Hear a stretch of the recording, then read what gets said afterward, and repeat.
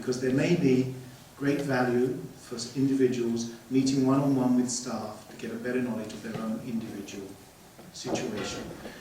I'm not sure that 200 people are going to be able to be processed through that. We only have 1 or 2 of these planned. I do think the elements that Councillor Bryce was talking about some hybrid, some way of educating as well as listening. Educating as well as listening. And as I recall the Clay Court's Committee of the Wholes, I think it was, the Committee of the Whole, yeah. There was a presentation at the start, and everybody could listen to the presentation of the Clay Court's proponents. And then during the town hall, or the Committee of the Whole, different groups put up slides and presented facts and information about alternative uses of that land. And that's how I sort of envisioned this type of a town hall. That there'll be a large educational component from Saanich to explain what the current EDPA is, and then others to explain, well, we understand the good things here, here's some of the issues that we're dealing with, these are very difficult for us to deal with, here's some other things to consider. And I envisioned that the delegation, like the report you're making, might be one of those presentations that would come forward in a more visual way. Also, the opportunity for individual landowners to have the opportunity to stand up and speak, to me, is very important, and its absence from the open house situation. When I say speak, I mean speak to staff and council at the same time. Councillor Murdoch has mentioned quite correctly, it's time to listen. But I don't think it should be on the shoulders of 1 or 2 of our staff to do the listening. I think it should be on the shoulders of council. Council put this bylaw in. Council should listen to its implications, and then council, through that listening, would become better informed, better understanding of the situation, and therefore, as councillors, better equipped to evaluate, judge, and implement a new bylaw. That's why I think there's a real value in this process. Having said that, I would welcome a friendly amendment from my colleague here to adjust my motion to embrace both.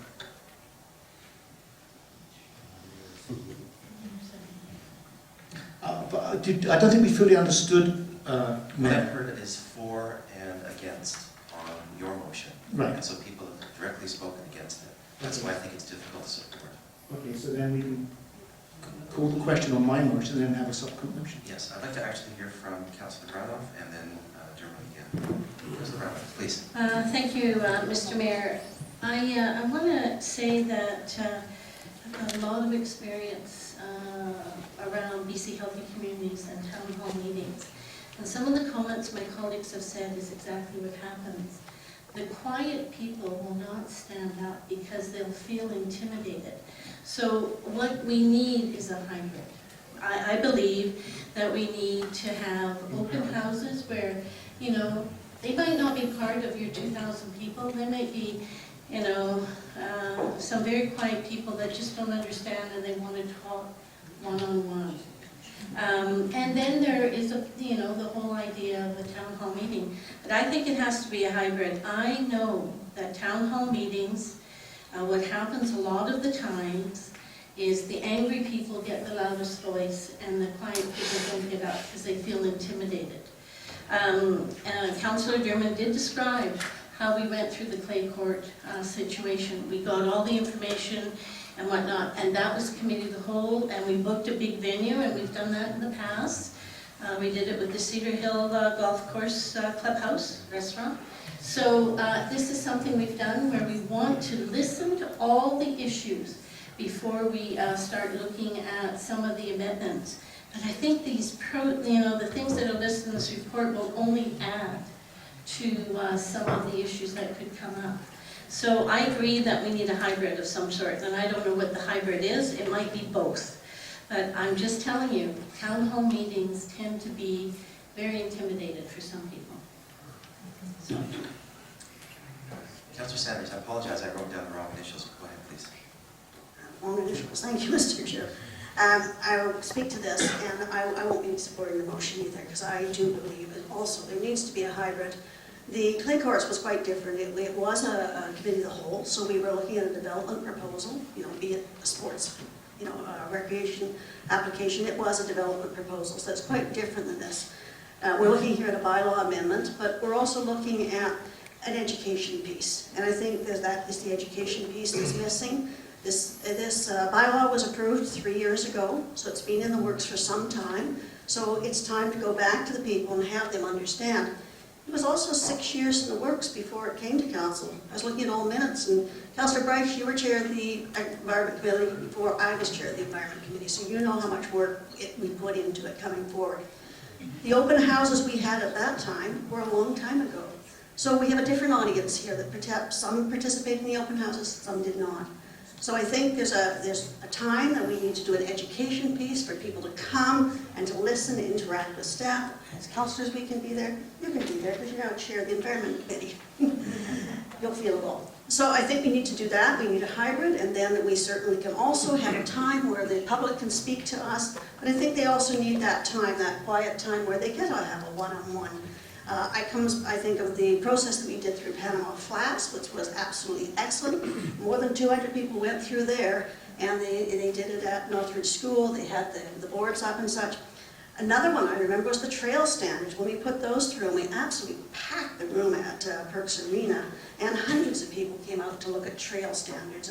And through that, got the best product possible. So I look at a hybrid, and I'd like to see that where we follow what the planning department has recommended here. We can enhance this so that they can have an open house, they can have a more meeting where people get to speak. But I think we need to look at something like that that's far more wholesome and far more informative to everybody. We'll hear from the public, and we can hear from us as well. So I look for that process happening. Thank you.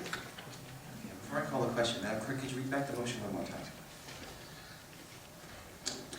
Thank you, Mr. Mayor. This is that council forego the open house in lieu of town hall on this process.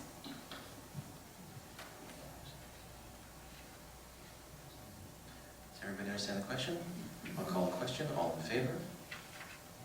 Opposed? I'm going to vote against myself.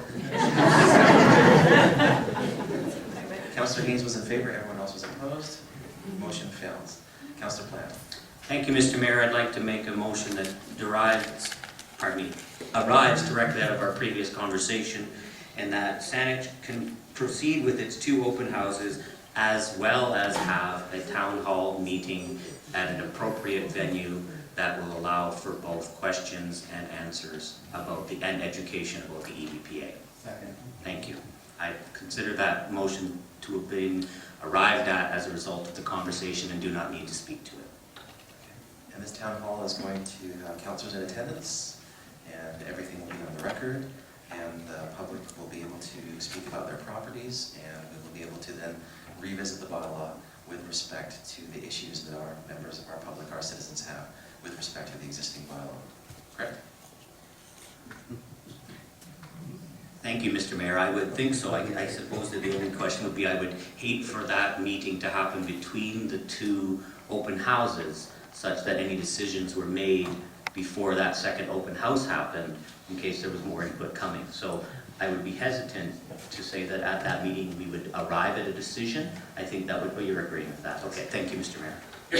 And it's Councillors Branoff and then Durham. Mr. Mayor, through you to Councillor Plant.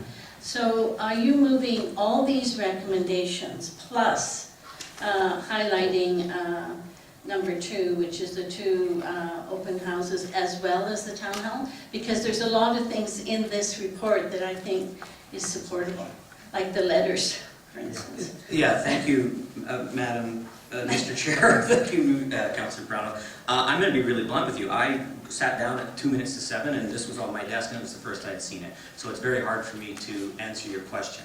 I haven't even had a chance to read them all with the attention they deserve. So I'm suggesting that when these do get moved, then this is the process we undertake. If the intent is to move this all tonight, I would agree with you, Councillor Plant. I think given the lateness of this report, I think it would be more appropriate to entertain your motion and deal with the rest of the recommendations later. I guess the only question that I would respond to that, sir, is, Mr. Mayor, is would these open houses in Town Hall happen if we don't move this entire package? Question to your staff, I guess. That's your motion. Yes, just for clarification, this was just a briefing note given to council. It's not a report report. We're not asking for any recommendations. These things which are indicated here was to advise council on how staff wish to proceed with respect to getting further input on the bylaws. So we're not asking for any adoption here. This is an indication of how we've been moving forward. And we know from what's on the floor, we may get additional corrections from council with respect to how to do it. So to answer your question, Councillor Brown, it stands alone. I think this document influences our process. Okay. Councilor German, please, and then Bryce, and then Haynes. Thank you, Mr. Mayor. I can support the motion that is on the floor. I think it's a prudent one. I think it's a wise way to move.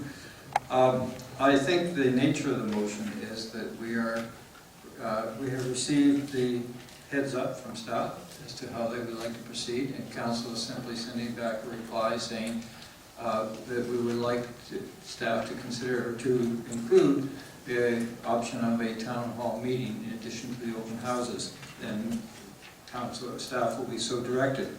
I think we want to be very, very careful, and hopefully the members of the public involved will see this the same way, that this is an information collecting time. And that's what we want to do at the town hall style meeting, is collect information. I don't think it's a time for angry recrimination or anything of that nature. When the mayor talked about the only thing being missing is pitchforks and so forth, that's exactly the thing that we want to happen. Not during the information collecting time. We want somebody to stand up and say, here are the concerns that I have with the current bylaw. This is why I think it's wrong, in hopefully a reasoned and careful manner, because that's what we need at this time. Later, when it comes to council, if you are upset with council and whatever kind of report ultimately comes to council, because there will be one eventually, that's what has to happen in the process, then lay it on to council. But we don't want to see, I don't think, staff or others involved in the information collecting being put in a position of being a target for people's anger or concerns. That's just not appropriate. So I'm hoping that that will be suitable to the audience, that we do take this seriously. I certainly take it seriously. We want to have the best bylaws.